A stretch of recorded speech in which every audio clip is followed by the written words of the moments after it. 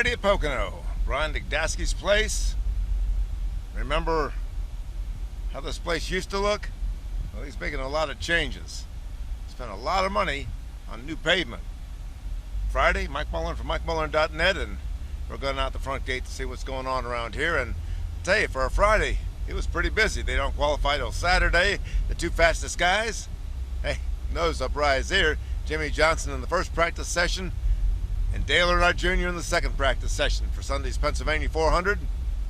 And Kyle Busch was up there too. The story? Well, a lot of people are going to be talking about DennyHamlin. He announced, I'm going to be a father in January. Well, is he going to get married?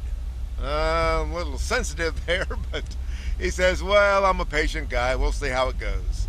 I don't know. It's sort of weird sometimes in the NASCAR world, and we'll just see how it goes. But I think the bigger story was Jack Roush. He says that Roger Penske is going to be buying engines from RoushYates next year. 2013, when Roger goes to Ford, drops Dodge. And Jack also says that he knows what the trick was on the 48 car last Sunday at Indianapolis Motor Speedway. What Jack Canals had given JimmieJohnson. A lot of other guys do too. DennyHamlin and Brad Keselowski say they all know what the deal was. A lot of people know what the deal was. Something about the rear end being skewered or cantered or something or other like that. NASCAR says it's all legal, and they say they're not going to change the rules, at least not till next year. And now the question is, can all these other teams figure out how to match that? Well, they haven't matched it so far this weekend, and I don't know if you can do that in 5 or 6 days. I'm sure that Chad Knaus was saving that special trick for the Brickyard. And right now it's looking like Mr. 5-time is going to become Mr. 6-time. Roger Penske, moving from Dodge to Ford, leaves Dodge in the lurch. What's Dodge going to do? And I'm tired of those Dodge people, whoever they are, coming up with statements about, well, we haven't decided about this, or we don't have this ready, or we don't know what we're going to do over here.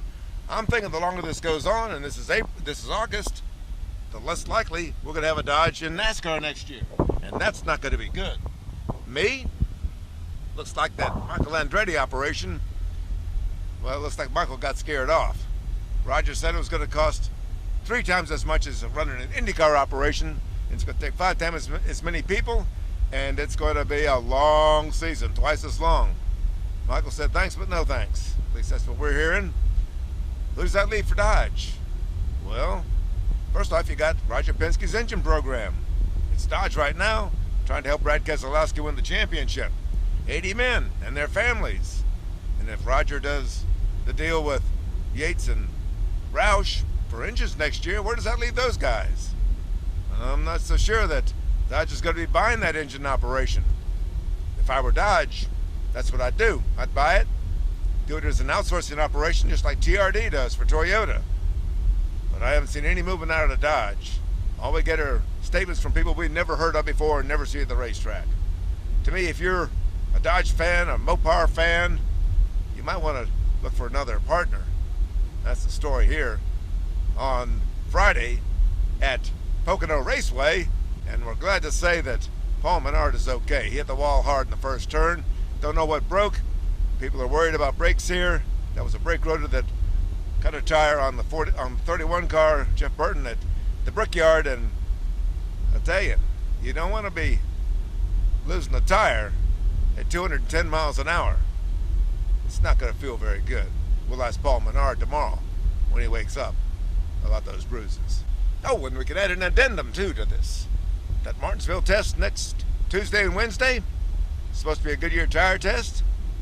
Well, we talked to Jack Roush about that, and Jack says, well, NASCAR hasn't given anybody any templates, so they don't have any cars. What they've got is some plastic bodies on chassis, and he says the center of gravity is going to be way off, and that won't be much of a test at all, and it probably won't be much to do except look at the cars and touchy-feely. And Dodge isn't going to be there. There'll be 2 Chevys, a Ford, and a Toyota, and it's going to be pretty much of a photo op, it looks like to me, but the fans will be allowed to be there. At first, Goodyear was going to close it down. Then they decided to open it up. Let the fans in all day, buy some hot dogs, and get warmed up for the Martinsville race October 28th, too. I think Jimmie Johnson's going to be trying a few tricks up there. I would think. Mr. Martinsville? Well, we'll see. Mike Mullen from MikeMullen.net Friday at Pocono Raceway.